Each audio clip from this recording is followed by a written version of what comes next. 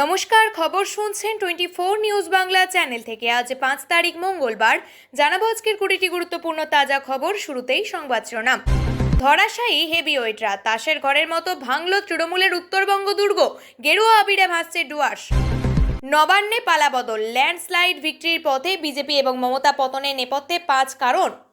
বাঁকুড়ায় ঘেরুয়া ঝড়, ফল বেরোতেই মমতার ছবি মুছলেন বিষ্ণুপুরের তৃণমূল নেতা। কোন 10 ভুলে এ রাজ্যে হারলো তৃণমূল, দেখে নিন এক নজরে। নবান্ন দখলে বিজেপির নীল নকশা, ক্ষমতা এলে আমূল বদলে যাবে বাংলার প্রশাসনিক কাঠামো। ব্যারাকপুরে রাজ চক্রবর্তীর গায়ে কাদা, উঠল চোর স্লোগান, হাসি মুখে ছাড়লেন গণনা কেন্দ্র। তৃণমূলের হেভিওয়েট প্রার্থীদের বড় বিপর্যয়, শ্যামপুকুরে হারলেন শশী পাঁজা, খর্দায় দেবদীপ। রাজ্যে বড়সড় পালাবদলের ইঙ্গিত, মমতা অভিষেকের বাড়ির সামনে কেন্দ্রীয় বাহিনী, থমথমে কালীঘাট। বাংলায় প্রথম বিজেপির সরকার, জয়ের উল্লাসের মাঝেই শুরু সিএম পদের হাই ভোল্টেজ লড়াই। পারেননি কমল রজনীরা, প্রতিশোধের বাজি ধরে দ্রাবিড় ভূমে ইতিহাস, জয় নারায়ণ বিজয়ের।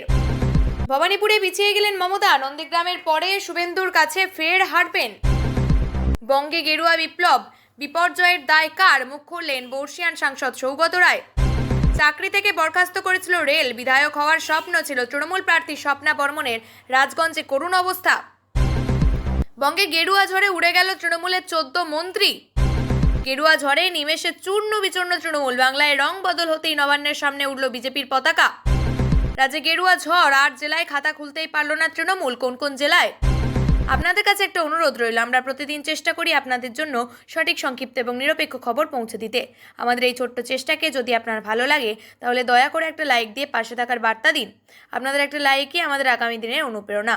এবার এক এক করে দেখে নেব বিস্তারিত খবর। 2026 বিধানসভা নির্বাচনের ফলাফল ঘোষণার শুরু থেকেই স্পষ্ট হয়ে গিয়েছিল যে উত্তরবঙ্গে ফের এবার বিজেপির দুর্ভেদ্য দুর্গে পরিণত হতে চলেছে।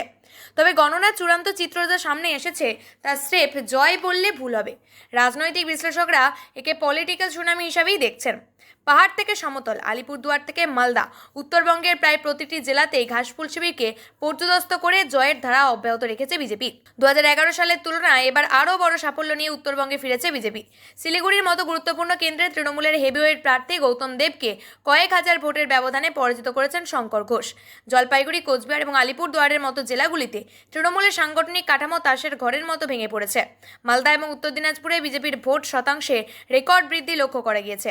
গণনা কেন্দ্রের ফলাফল প্রতিকূল দেখেই অনেকে হেভিওয়েট তৃণমূল নেতাকে দ্রুত প্রস্থান করে দেখা যায়, যা শাসক শিবিরে পরাজয়ের গভীরতাকে স্পষ্ট করে।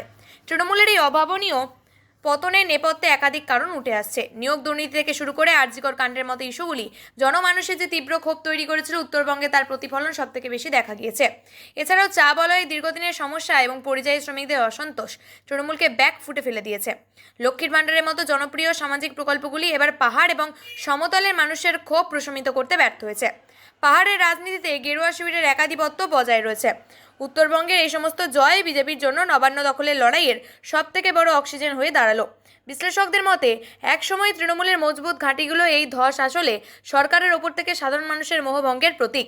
এই ফলাফলের ফলে উত্তরবঙ্গের রাজনৈতিক মানচিত্রে বিজেপি নিজেদের অবস্থানকে এক অনন্য উচ্চতায় নিয়ে গেল, যা আগামী দিনে রাজ্যের সামগ্রিক রাজনৈতিক সুদূর প্রসারী প্রভাব ফেলবে। 15 বছরের এক ঐতিহাসিক পরিবর্তনের সুর স্পষ্ট হয়ে উঠেছে। প্রাথমিকের ট্রেন্ড অনুযায়ী নবান্ন থেকে তৃণমূল কংগ্রেসের বিদায় কার্যত নিশ্চিত এবং প্রথমবারের মতো পশ্চিমবঙ্গে শাসন ক্ষমতায় বসতে চলেছে ভারতীয় জনতা পার্টি। 190টির বদলে বেশি আসনে এগিয়ে থাকে বিজেপি। যখন অঙ্গভঙ্গ কলিঙ্গ জয়ের লক্ষ্য পূরণের দোরগোড়ায়, তখন 19টি আসনে থমকে যাওয়া তৃণমূলের অন্দরে এখন হারের কাটাছেঁড়া চলছে। মমতার ম্যাজিক ফিকে হয়ে যাওয়ার পিছনে মূলত 5টি কারণ উঠে আসে। ভোট মেশিনারি, আসল ধর্মীয় মেরুকরণ। তৃণমূলের জয়ের প্রধান শক্তি হিসাবে পরিচিত ভোট মেশিনারি এবার সম্পূর্ণ অকেজো হয়ে পড়েছে। নজিরবিহীন তৎপরতা এবং রেকর্ড সংখ্যায় কেন্দ্র বাহিনীর উপস্থিতিতে তৃণমূলের সাংগঠনিক পেশিশক্তি বুথ স্তরে কাজ করতে পারেনি। এর সঙ্গে যুক্ত হয়েছে তীব্র ধর্মীয় মেরুকরণ। হিন্দু মুসলিম ন্যারেটিভ এই নির্বাচনে এতটাই প্রভাবশালী ছিল যে ইভিএম এর ভোট স্পষ্টত দুই শিবিরের মেরুকরণকে ফুটিয়ে তুলেছে। একচেটিয়া সংহতি গেরুয়া শিবির 4 লোকের আসনে বসিয়েছে। নির্বাচনের আগে ভোটার তালিকা নিবিড় সংশোধন মরণ কামড় হয়ে দাঁড়িয়েছে। তালিকা থেকে প্রায় 91 লক্ষ ভোটারের নাম বাদ যাওয়া নিয়ে সুপ্রিম কোর্ট পর্যন্ত লড়াই করেও লাভ হয়নি শাসক দলের। বিরোধীদের দাবি ছিল অনুপ্রবেশকারীদের নাম বাদ দিতে হবে। এই পদক্ষেপ, যা শেষ পর্যন্ত নির্বাচনী ফলাফলে বিজেপি অনুকূলে গিয়েছে। এছাড়াও দীর্ঘ 15 বছরের শাসনে শিক্ষাক্ষেত্র থেকে দুর্নীতি, শিল্পহীনতার মতো ইস্যুগুলি অ্যান্টি ইনকামবেলেন্সি বা প্রতিষ্ঠান বিরোধী হাওয়াকে তুলে নিয়ে গিয়েছিল। গোষ্ঠীদ্বন্দ্ব এবং রেকর্ড ভোটদান তৃণমূলের হারের অন্যতম অভ্যন্তরীণ কারণ হিসেবে দেখা হচ্ছে নিচুতলার কর্মীদের ক্ষোভ এবং তীব্র গোষ্ঠীদ্বন্দ্বকে। দলের পুরনো কর্মীদের উপেক্ষা করে নবাগতদের গুরুত্ব দেওয়া নিয়ে যে অসন্তোষ ছিল তার প্রতিফলন ঘটেছে ব্যালট বক্সে। অন্যদিকে এবারের নির্বাচনে প্রায় 93% উপরে রেকর্ড ভোটদান হয়েছে। রাজনৈতিক মহলের মতে এই বিপুল সংখ্যক স্বতঃস্ফূর্ত ভোটদান আসলে ছিল পরিবর্তনকামী জনগণের পুঞ্জীভূত ক্ষোভের বহিঃপ্রকাশ।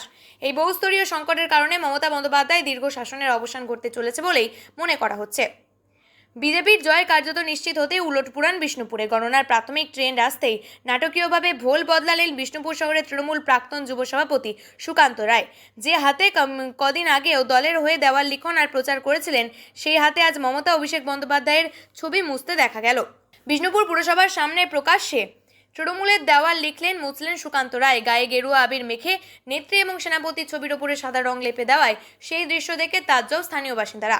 বাঁকুড়া জেলার 12টি আসনে প্রায় সবকটিতেই বিজেপির জয় যখন সময়ের অপেক্ষা, তখন শাসক দলের এই প্রাক্তন নেতার এমন আচরণে রাজনৈতিক মহলে শোরগোল পড়েছে। প্রচারে তিনি ঘাসফুল শিবিরের সামনের সারিতে দাঁড়িয়েছিলেন। সেই সুকান্ত রায়ের এই ভোলবদল নিয়ে শুরু হয়েছে তীব্র সমালোচনা। বাঁকুড়া জেলা জুড়ে রাজনীতির হাওয়া বদলাতেই পুরনো আনুগত্য বিসর্জন দিতে কসুর করেছেন না অনেকেই। স্থানীয় তৃণমূল নেতৃত্বের অবশ্য দাবি, পরাজয় নিশ্চিত দেখে ভয় বা সুবিধার আশায় এমন কাণ্ড ঘটিয়েছেন তিনি। অন্যদিকে সুবিধায় এমন কাণ্ড ঘটিয়েছেন তিনি। নির্বাচনের ফল প্রকাশের পর রাজ্যের রাজনৈতিক মহলে শুরু হয়েছে বিস্তৃত বিশ্লেষণ। বিভিন্ন কেন্দ্রের শাসক দলের প্রত্যাশিত ফল না পাওয়ায় একাধিক রাজনৈতিক সামাজিক কারণ সামনে আসছে। পর্যবেক্ষকদের মতে নিজের বিষয়গুলো ফলাফলে গুরুত্বপূর্ণ ভূমিকা রেখেছে। দীর্ঘদিন ক্ষমতায় থাকার কারণে একাংশ ভোটারের মধ্যে পরিবর্তন প্রবণতা তৈরি হয়, যা একাধিক কেন্দ্রে প্রভাব ফেলেছে। কৌশলগত প্রার্থীর নির্বাচন নিয়ে প্রশ্ন। কিছু আসনে জনপ্রিয়তা এবং স্থানীয় গ্রহণযোগ্যতা বদলে দলীয় সমীকরণকে বেশি গুরুত্ব দেওয়ায় ভোটে নেতিবাচক প্রভাব পড়েছে। এবং অন্যদিকে শক্তিশালী বিরোধী প্রচার, বিরোধী শিবিরের একাধিক জায়গায় সংগঠিত এবং আক্রমণাত্মক প্রচার চালিয়ে ভোটারদের প্রভাবিত করতে সক্ষম হয়েছে।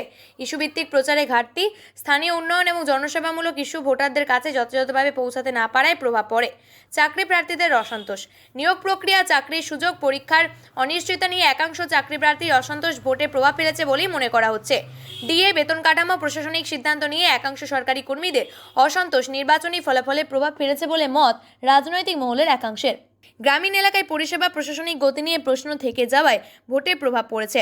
বিভিন্ন স্তরের সমর্থন পুরোপুরি ভোটে রূপান্তরিত হয়নি বলে পর্যবেক্ষকদের মত। কিছু জায়গায় স্থানীয় এবং জেলা নেতৃত্বের সমন্বয়ের অভাব নির্বাচনী ফলাফলকে প্রভাবিত করেছে। ডিজিটাল এবং মাঠ পর্যায়ের প্রচারে বিরোধীরা তুলনামূলকভাবে বেশি সক্রিয় থাকায় কিছু কেন্দ্রে শাসক দল পিছিয়ে পড়েছে। রাজনৈতিক বিশ্লেষকদের মতে এই সমস্ত কারণ মিলেই একাধিক কেন্দ্রে তৃণমূল কংগ্রেস প্রত্যাশিত ফল পায়নি। তবে তারা মনে করছে এই ফল ভবিষ্যতে রাজনৈতিক কৌশল পুনর্বিন্যাসের জন্য গুরুত্বপূর্ণ বার্তা বহন করেছে।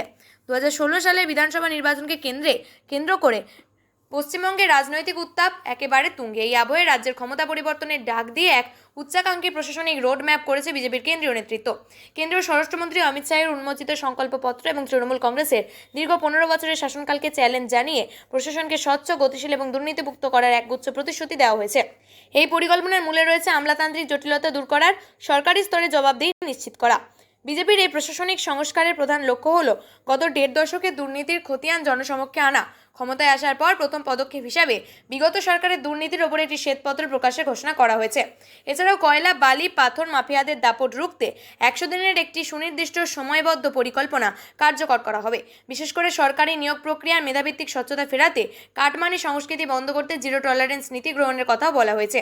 কর্মচারীদের সুযোগ সুবিধার সুরক্ষা নিশ্চিতকরণ। রাজ্যের সরকারি কর্মচারীদের দীর্ঘদিনের ক্ষোভ প্রশমনের বড় ঘোষণা করেছে বিজেপি। সরকার গঠনের মাত্র 45 দিনের মধ্যে বকেয়া মহার্ঘ ভাতা মেটানোর এবং 7ম বেতন কমিশন কার্যকর করার অঙ্গীকার করা হয়েছে। প্রশাসনের সর্বস্তরে নারীদের ক্ষমতায়ন নিশ্চিত করতে সরকারি চাকরিতে 33% সংরক্ষণের প্রস্তাব দেওয়া হয়েছে। এছাড়া শিল্পায়নের পথে বাধা দূর করতে লাইসেন্স রাজ বিলোপ করে সিঙ্গেল উইন্ডো ক্লিয়ারেন্স ব্যবহার চালু করার পরিকল্পনা নেওয়া হয়েছে, যা বিনিয়োগকারীদের জন্য প্রশাসনিক জটিলতা কমিয়ে আনবে। প্রশাসনিক সংস্কারের পাশাপাশি জাতীয় নিরাপত্তাকে সর্বোচ্চ গুরুত্ব দিচ্ছে বিজেপি। ক্ষমতায় আসার 6 মাসের মধ্যে অভিন্ন দেওয়ানি কার্যকর করা এবং অনুপ্রবেশ রুখতে ডিটেক্ট, ডিলিট এবং ডিপোর্ট নীতি অনুসরণের লক্ষ্যমাত্রা নির্ধারণ করা হয়েছে। বিশেষত সীমান্ত নিরাপত্তা জোরদার 45 দিনের মধ্যে কাঁটাতারের বেড়া দেওয়ার কাজ শুরু করার প্রতিশ্রুতিও দেওয়া হয়েছে। বুঝতে পেরে গণনা কেন্দ্র ছাড়ার সময় বিপাকে পড়লেন ব্যারাকপুরের তৃণমূল প্রার্থী রাজ চক্রবর্তী। তার উদ্দেশ্যে চোর চোর স্লোগান দেওয়া হয়, এমনকি তাকে লক্ষ্য করে ছোড়া হয় কাদা এবং চটিও।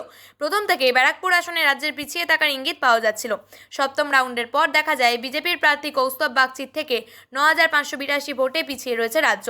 এরপর গণনা কেন্দ্র ছাড়ার সিদ্ধান্ত নেন তিনি। সম্প্রতি রাজ্যের গণনা কেন্দ্র ছাড়ার ভিডিও প্রকাশ্যে এসেছে। সেখানে দেখা যাচ্ছে তাকে দলের কর্মী সমর্থক, পুলিশ এবং কেন্দ্রীয় বাহিনী গণনা কেন্দ্র থেকে বের করে দিচ্ছে। অভিযোগ, সেই সময় রাজকে লক্ষ্য করে কাদা ছেটানো হয়, যদিও দলের কর্মীরা তাকে আড়াল করে গণনা কেন্দ্রের বাইরে নিয়ে যান। 2021 সালে টলিউডের প্রথম পরিচালক রাজ চক্রবর্তী তৃণমূল কংগ্রেসে যোগদান করেন। সেই বছরই বিধানসভা নির্বাচনে ব্যারাকপুর থেকে তাকে প্রার্থী করে তৃণমূল। উল্লেখ্য, রাজ্যে প্রায় 200 আসনে এগিয়ে রয়েছে বিজেপি।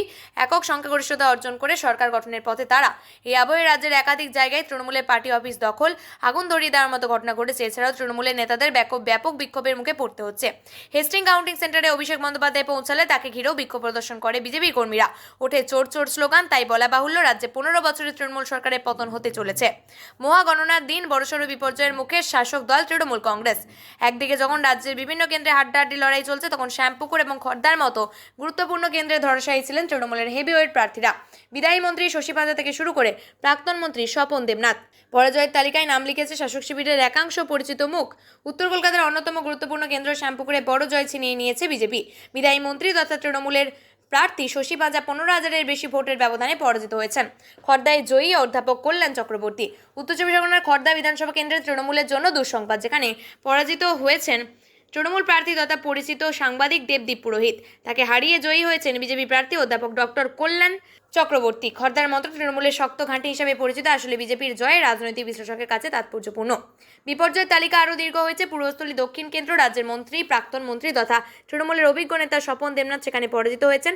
শ্যামপুকুর, খড়দা এবং পূর্বস্থলী দক্ষিণের এই ফলাফল শাসক দলের অস্বস্তি যে অনেকটাই বাড়িয়ে দিল, তাতে কোনো সন্দেহ নেই। 2026 সালের বিধানসভা নির্বাচনের ফল ঘোষণার শুরুতেই রাজ্য জুড়ে বড়সড় পরিবর্তন দেখা যাচ্ছে। গেরুয়া শিবিরের ম্যাজিক ফিগার পেরিয়ে বহুদূর এগিয়ে গিয়েছে। আর এই টানটান উত্তেজনার মধ্যে রাজ্যের একাধিক প্রান্ত থেকে অশান্তি এবং হিংসার খবর আসায় নড়ে চড়ে বসছে নির্বাচন কমিশন। মমতা অভিষেকের বাড়িতে কড়া নিরাপত্তা পরিস্থিতি বিগতিক বুঝে সম্ভাব্য বিশৃঙ্খলা এড়াতে মুখ্যমন্ত্রী মমতা বন্দ্যোপাধ্যায় এবং তৃণমূলের সর্বভারতীয় সাধারণ সম্পাদক অভিষেক বন্দ্যোপাধ্যায়ের বাড়ির সামনে অতিরিক্ত কেন্দ্রীয় বাহিনী মোতায়েনের নির্দেশ দিয়েছে কমিশন। কালীঘাট সংলগ্ন এলাকা কার্যত নিরাপত্তার চাদরে মুড়ে ফেলা হয়েছে। বিজেপির বিপুল লিড এবং বিজয় উল্লাস শেষ পাওয়া খবর অনুযায়ী রাজ্যে 294 আসনের মধ্যে 208টি আসনে এগিয়েছিল বিজেপি। উল্টোদিকে তৃণমূল কংগ্রেস মাত্র 97 আসনে লিড ধরে রাখতে পেরেছে। বাম জোট 3টি, অন্যান্যরা 2টি আসনে এগিয়ে। আক্রান্ত তৃণমূল প্রার্থীরা। তবে এই জয়ের আবহের মাঝে দানা বাঁধছে হিংসা। আসানসোলে জয়ধ্বনি স্লোগান ঘিরে দেওয়া বিজেপি তৃণমূল কর্মীদের মধ্যে সংঘর্ষ বাধে, যা মুহূর্তের মধ্যেই রণক্ষেত্রের চেহারা নেয়। পাশাপাশি নোয়াপাড়া বীজপুর কেন্দ্র থেকে উদ্বেগজনক খবর আসছে। সেখানে বুথের ভিতরে তৃণমূল প্রার্থীদের ওপর হামলার অভিযোগ উঠেছে।